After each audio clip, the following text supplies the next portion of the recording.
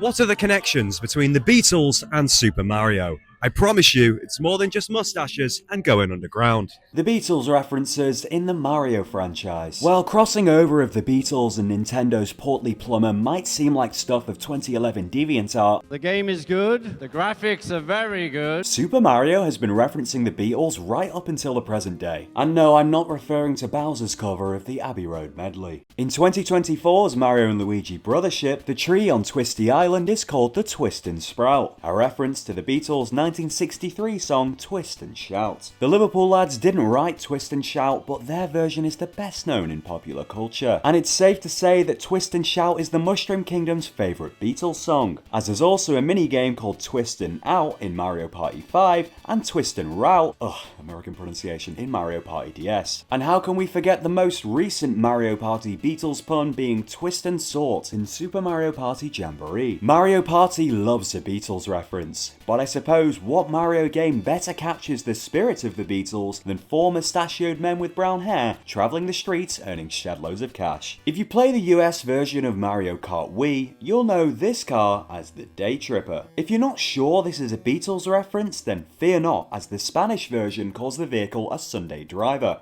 another lyric from the song Day Tripper. Unfortunately, in the Beatles' native Britain, to perhaps John Lennon's disdain, the motor is merely called the Royal Racer. No wonder I was a bike guy in Mario Kart Wii. The Beatlemobile is also a trophy in Smash Wii U, and returned in Mario Kart Tour, this time being named the Day Tripper in all English versions of the game. I just can't believe a song about a prostitute is canon in the Marioverse. Beatlemania is a mini-game in the 1996 Squaresoft RPG, Super Mario RPG, Legend of the Seven Stars. The title is a riff on Beatlemania, a term used by the media to describe the pop culture phenomenon of the Fab Four in the early to mid 1960s. But the minigame isn't Super Mario RPG's only connections to the Beatles, as John Lennon was notably anti-Geno for Smash. In Mario and Rabbids Kingdom Beetle, a yellow submarine weapon features, as a reference to the Fab's song, film and movie Yellow Submarine. Its bio includes a reference to the song lyric, and our friends are all aboard. In Super Mario World 2 Yoshi's Island, a game about as old as Ringo Starr, yellow Yoshis can turn into a yellow submarine.